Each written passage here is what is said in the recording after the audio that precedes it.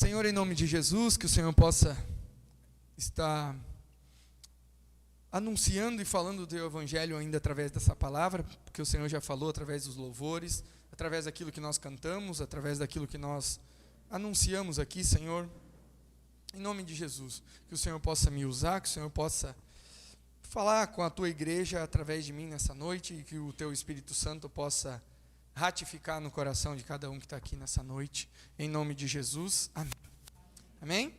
Então nós estamos fazendo, a nossa série, Uma Vida com Propósito, desse livro, e estamos aí na parte de, eu juntei ali alguns dias, e o título que eu dei aqui foi Tentação e Maturidade. Tentação e Maturidade. Vou usar o texto de Mateus 4 ali, mas antes disso, eu quero fazer algumas perguntas aqui para vocês, talvez. Não sei se com vocês acontece isso, mas comigo às vezes acontece, E eu queria saber se vocês também acontece.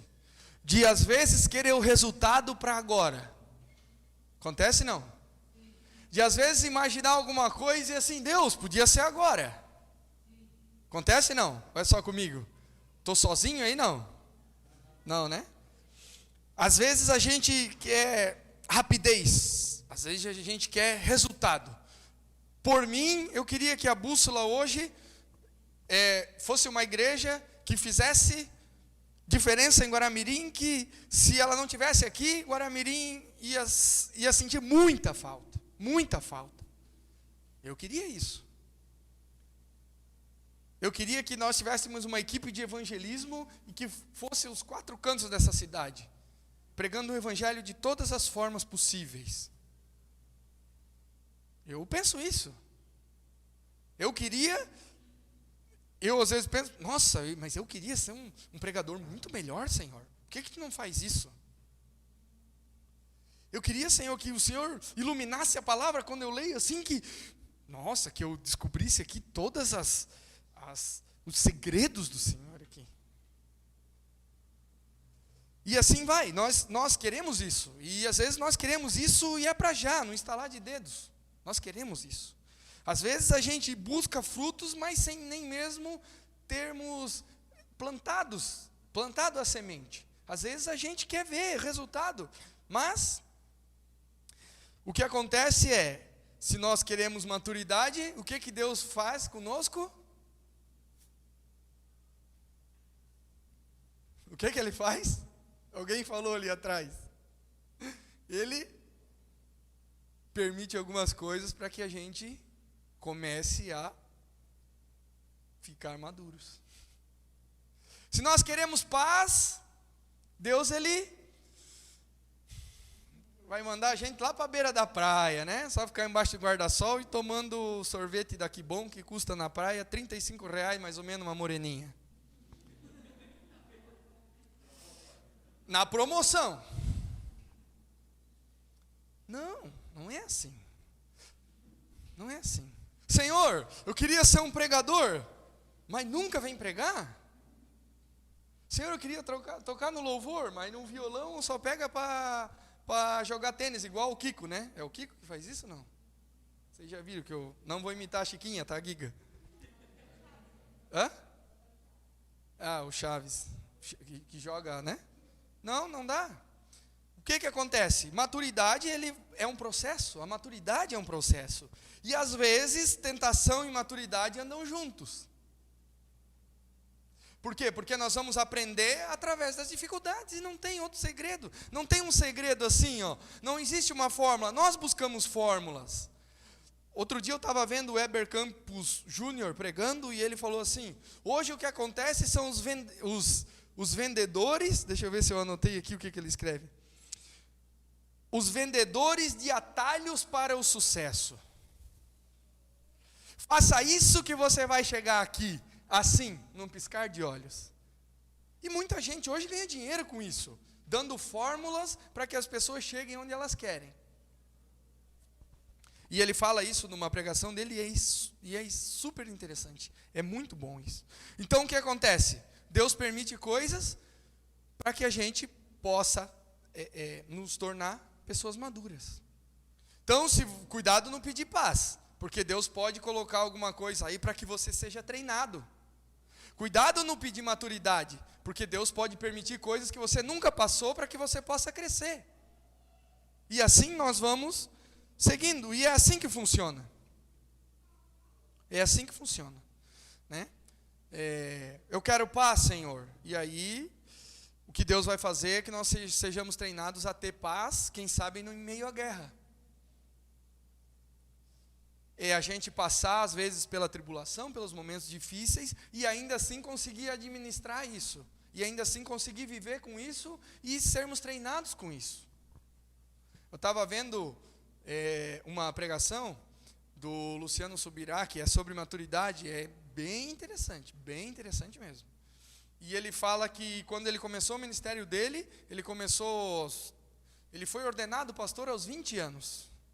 E quando ele estava numa viagem, vindo de Campinas para Curitiba, que é onde hoje ele mora e ele é pastor de igreja, ele teve um acidente de carro e ele quase morreu. Ele ficou vivo por um milagre. Enfim, ele falou que os médicos dizem que foi um milagre e tal.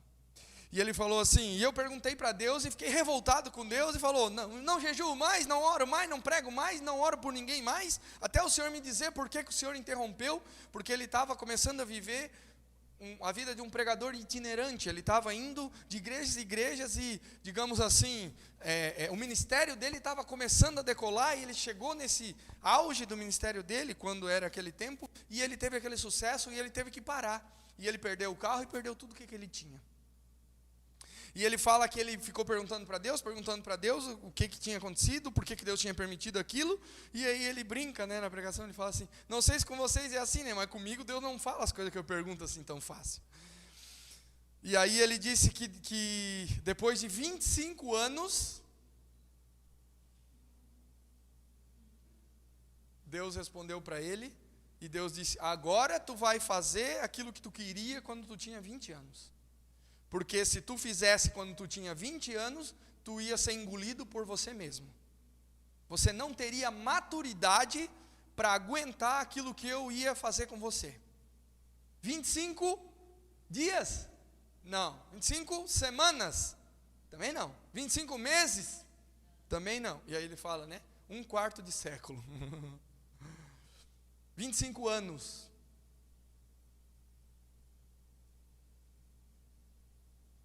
Porque Deus, ele fez coisas na vida dele, para que quando fosse para ele ter a grandeza, entre aspas, que ele imaginou que ele poderia ter, ele estivesse preparado para aquilo, para que ele não sucumbisse sozinho nele mesmo, porque Deus falou claramente para ele, e ele disse que quando um pastor que faz parte da equipe dele foi orar por ele, o pastor falou todas as coisas, aquilo que Deus tinha perguntado para ele. Então é assim, estou falando de um homem de Deus, vários livros escritos, um ministério muito grande, uma pessoa que abençoa muitas pessoas, numa igreja gigante, e alguém que, 25 anos. Só que é natural a gente querer as coisas rápidas, mas o que a gente não consegue enxergar é que a gente não está preparado. Talvez a bússola hoje não esteja preparada para ser relevante em Guaramirim. Isso parece tão pequeno, né? Relevante em Guaramirim. Outro dia eu estava na minha aula e o pessoal estava lá dizendo, tem um professor que é lá de Paris, o outro eu não sei de onde, o outro eu não sei não. Daí eles olharam para mim assim, isso aí que está lá em Guaramirim, o que é isso? É um nome indígena? Né? Eles brincaram. Falei, não, fala da minha cidade aí. Né? Tá cheio de nome do meu avô aí, de rua da cidade, eu brinquei com eles. Mas isso para nós hoje, quem sabe, a gente não esteja preparado. Por isso que Deus não fez. E nós estamos aí para que Deus nos prepare. E quando a gente vai falar, né, que parece que essas palavras elas não combinam, né, tentação e maturidade. Parece que não combinam. Quando eu botei isso aqui, eu disse, não, isso aqui não combina. Mas eu quero ler um texto com vocês e a gente vai falar um pouquinho sobre isso aqui. Mateus capítulo 4. Em Mateus capítulo 4 a gente vê a tentação de Jesus logo depois que ele foi batizado. Ele foi levado ao deserto, fala ali, onde ele foi batizado era uma região de deserto, e fala, né, ele foi levado ao deserto. Mateus capítulo 4, eu vou ler aqui, o Giga vai colocar ali, e eu vou falar alguns pontos com vocês aqui, e eu estou falando para vocês o seguinte, é a tentação de Jesus. Tentação de Jesus. Nós somos carne, limitados, e não somos Deus. Jesus era carne, mas era Deus, e ele foi tentado, imagina nós. E ele foi tentado, e a gente vai ver o que essa circunstância fez com o ministério de Jesus, com o início do ministério de Jesus.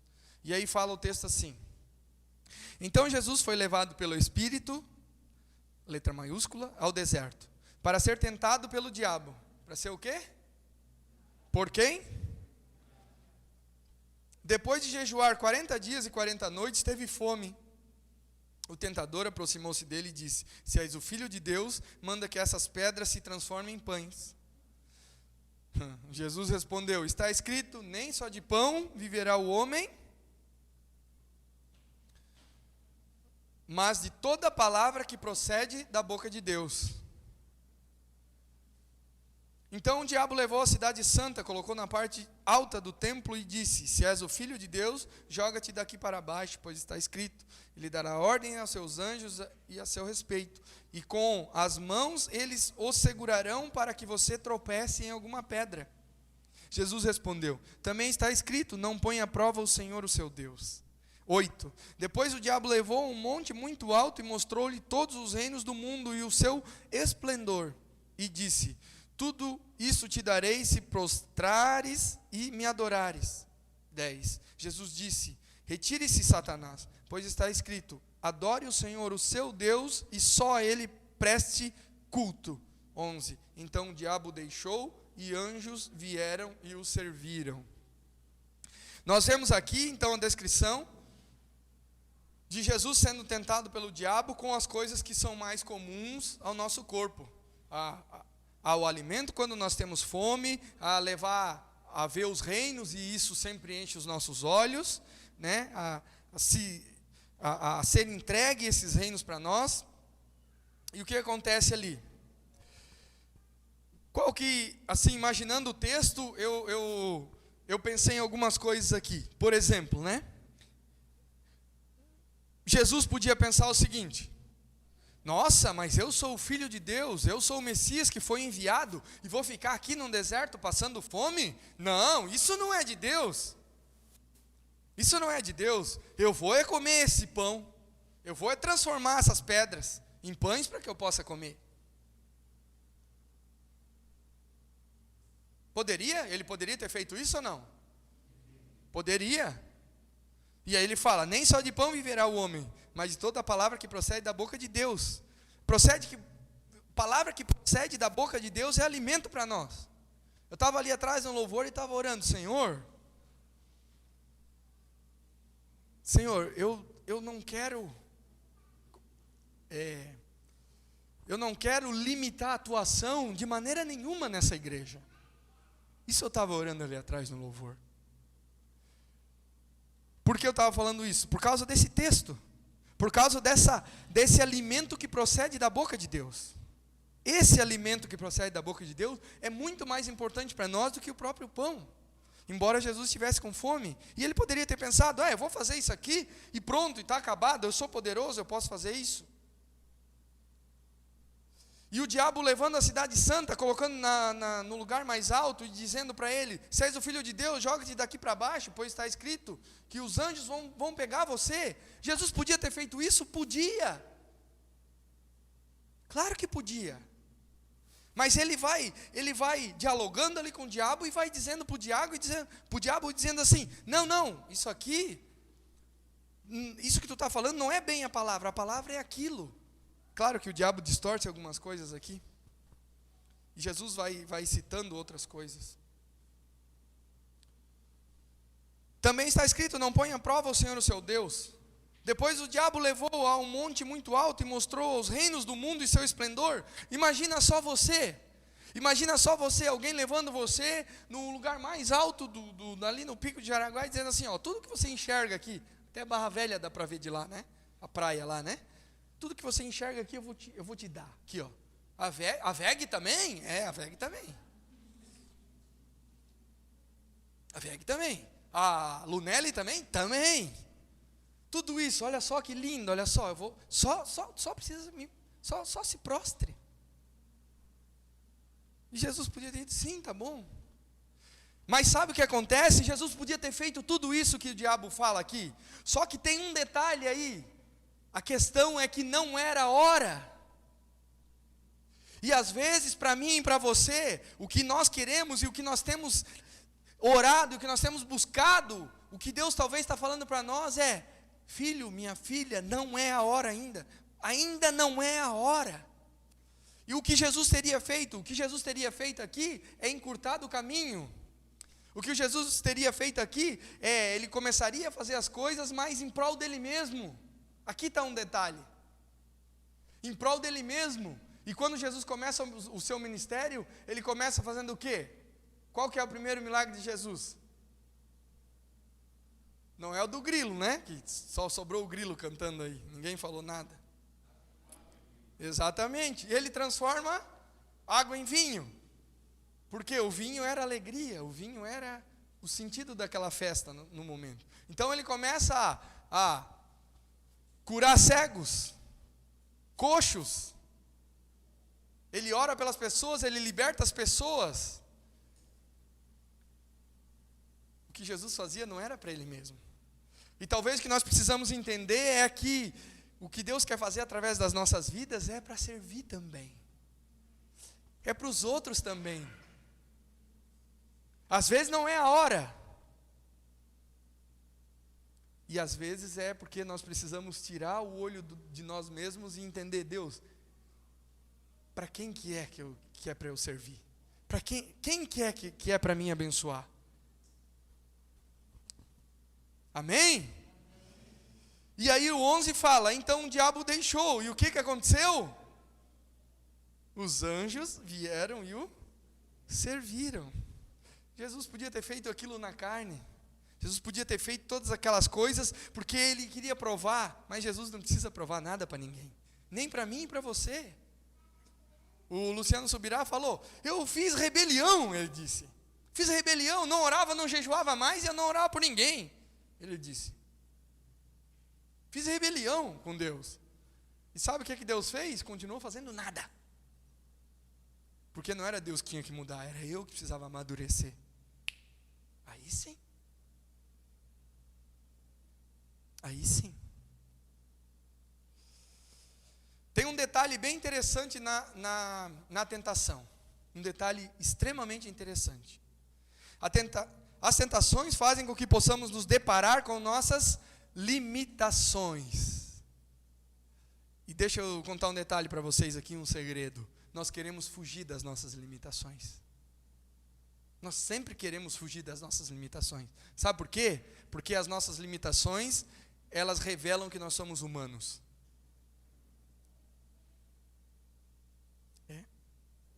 Porque as nossas limitações revelam que nós somos falhos. As nossas limitações revelam que nós temos defeitos. As nossas limitações revelam que nós não somos o Todo-Poderoso lá do filme, quem sabe, né? Revela as nossas fraquezas. E a resposta adequada que nós damos é a dependência, é a entrega. Então nós deparamos com as nossas tentações, nós somos tentados, certo? Jesus foi tentado. E o que ele fez?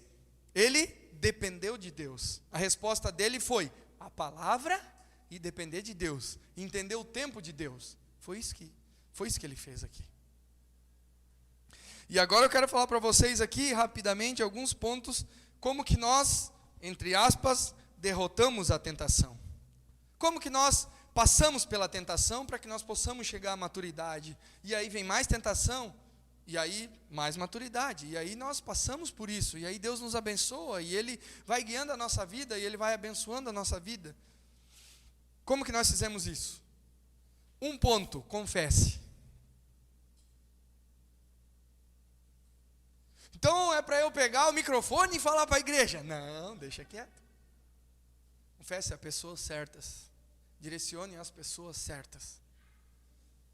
A Bíblia fala, né, Tiago 5,16, confesse seus pecados.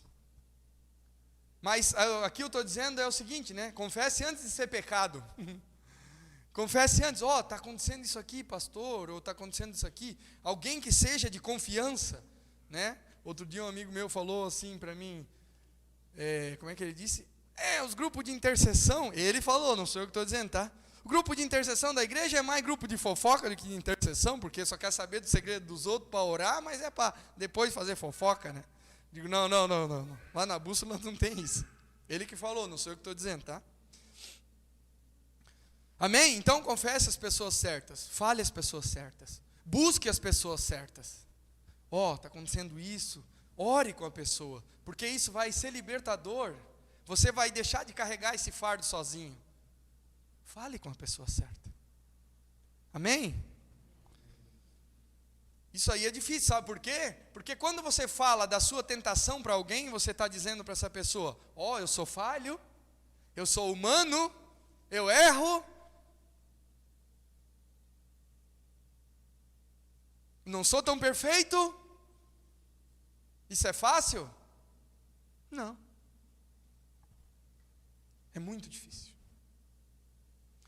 Eu quero ler um outro texto em Efésios capítulo 6. Efésios capítulo 6. Efésios capítulo 6 fala do texto das armaduras de Deus, né? Ou a armadura de Deus. E esse texto ele é muito rico, eu não vou destrinchar ele aqui, né? Porque não tem tempo hábil para isso. Mas o que eu quero falar aqui é como passar pela tentação, né? Confesse, se alimente das armaduras de Deus, ou da armadura de Deus. E quais são as armaduras de Deus? E aí Paulo fala a partir do versículo 10. Finalmente, fortaleçam-se no Senhor e no seu forte poder. Vistam toda a armadura de Deus para poderem ficar firmes contra as ciladas do diabo, pois a nossa luta não é contra seres humanos, mas contra os poderes e autoridades, contra os dominadores desse mundo das trevas, contra as forças espirituais do mal nas regiões celestiais. 13. Por isso, vistam toda a armadura de Deus para que possam resistir ao dia mau e permanecer inabaláveis depois de terem feito tudo. Assim, mantenham-se firmes, cingindo-se com o cinto da verdade. Onde que está a verdade? O que Jesus fala? Eu sou e a vida. Vestindo a couraça da justiça e tendo os pés descalços com a prontidão do evangelho da paz. Do evangelho da paz é que nós éramos inimigos de Deus, e em Jesus, Deus ele restaurou a nossa comunhão com Deus. Além disso, usem o escudo da fé, com o qual vocês poderão apagar todas as setas inflamadas do maligno. O capacete da salvação e a espada do Espírito, que é a palavra de Deus. Orem no Espírito em todas as ocasiões, com toda a oração e súplica, tendo em mente, estejam atentos e perseverem na oração por todos os santos. Paulo ele dá aqui algumas orientações aqui, mas em tese, de uma maneira mais ampla. Confesse, se revista da armadura de Deus, e ele usa aqui, né, a palavra que ele usa no grego é que remete à armadura completa de um legionário romano, que o texto, as pessoas do contexto de Paulo sabiam do que ele estava falando, e Paulo pega e ele faz essa transposição, o capacete é isso, o cinto é aquilo, e Paulo faz com que eles entendam aquilo. Mas o que Paulo está dizendo é o seguinte: se fortaleçam e se alimentem da palavra de Deus. É isso que ele está falando aqui. Se alimentem da palavra de Deus. Então, na tentação, confesse as pessoas que você confia, que são de confiança, e que são pessoas que vão dizer para você assim, vamos orar junto por isso. Não que diga, isso aí é assim mesmo. Isso aí é assim mesmo, né? Às vezes a pessoa fala alguma coisa para alguém, não, eu estou pior, irmão. Né? Daí não adianta muito, né? Está sendo tentado nisso, irmão? Nem vou te contar onde que eu passei a noite passada, né? Aí fica feio, né? Amém? Aí a coisa não é certeira. Então, a gente se alimentar da palavra. Da palavra, da palavra. Leia a palavra, se alimente da palavra. Sem a palavra, esse é o nosso norte. Outro ponto aqui, confesse as armaduras de Deus, se revistam dela e resista. O que Jesus fez ao diabo? Ele resistiu. E a Bíblia fala, né? Resista ao diabo e ele fugirá de vós. Resista ao diabo e ele fugirá de vós. Essa palavra aqui viva no seu coração, ela gerará vida. Ela nos ajuda, ela nos deixa robusto, mas não porque nós estamos bons, ou porque nós somos bons, ou porque nós somos na academia e ficamos com o bíceps forte. Não é por isso. É porque, na verdade, nós entendemos que nós não somos isso. Nós não somos bons e sozinhos não conseguimos. Aí que está o detalhe. Porque nós nos direcionamos ao não o nosso próprio escudo, nem a nossa própria armadura, mas nós nos revestimos das armaduras de Deus. Não é nosso, não se trata de nós, mas nós nos colocamos da armadura de Deus. É de algo sobrenatural que ele está falando. Paulo fala, ore em todas as ocasiões. Se alimente disso, faça isso, busque isso na sua vida. Não tem outro jeito, não tem outra maneira. Resista. E você só vai resistir se você estiver firmado na palavra. Senão não tem como. Porque o mundo jaz no maligno, é o que a Bíblia fala. Não existem atalhos para a maturidade. Amém?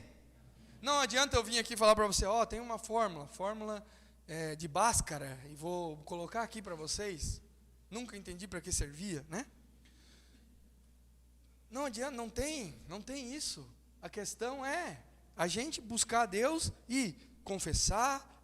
Mas isso é uma fórmula? Não, isso não é uma fórmula, isso não trata de nós. Isso faz com que a gente se direcione para esse Deus. A gente se alimente dele, a gente busque dele, e cada vez mais dependa dele. Foi o que Jesus fez sendo Deus. Isso demanda tempo e esforço. O exemplo que eu dei do Luciano Subirá, o que ele falou mesmo? Depois de quanto tempo que ele foi fazer aquilo que ele imaginava quando tinha 20 anos? 25 anos.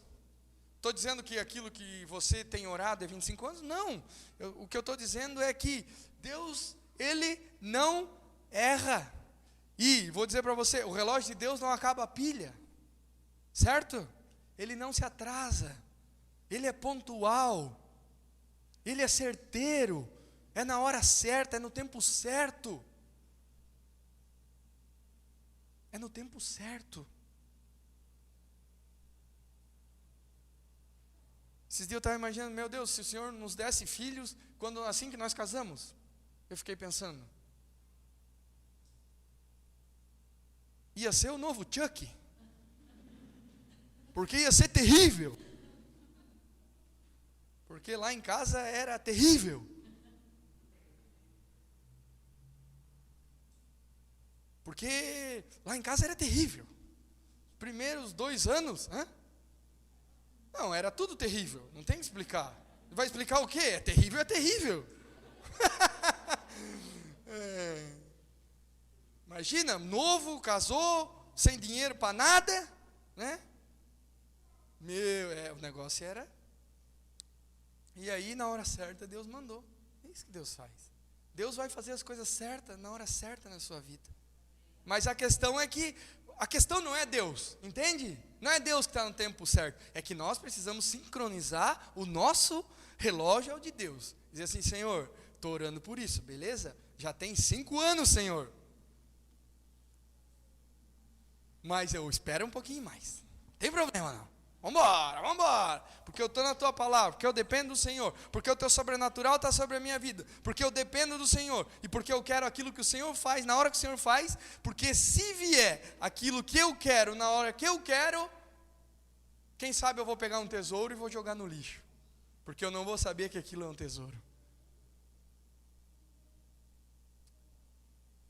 Amém? Ele nunca se atrasa. Nunca se atrasa. Ele nunca se atrasou. Nunca se atrasou. Se você ler o Antigo Testamento, você vai ver que, quem sabe, os impasses e a angústia que a gente passa, tal de José viveu também, né? Tal de Davi viveu também, Um tal de Moisés pegou o cajado dele e...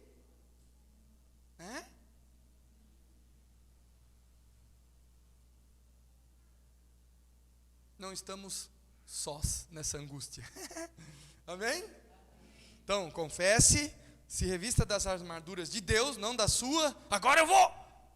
Não, é de Deus, não é minha, não é sua. E resista. Resista porque no tempo certo Ele vai fazer. Com a tentação vem a maturidade. Com a aprovação vem a maturidade. Com aquilo que às vezes a gente pensa, aqui é a pedra no meu sapato. Quem sabe aquilo vai virar um tesouro. Essa pedrinha vai virar um tesouro. Quem sabe? Amém? Vamos nos colocar de pé e vamos orar por essa palavra aqui.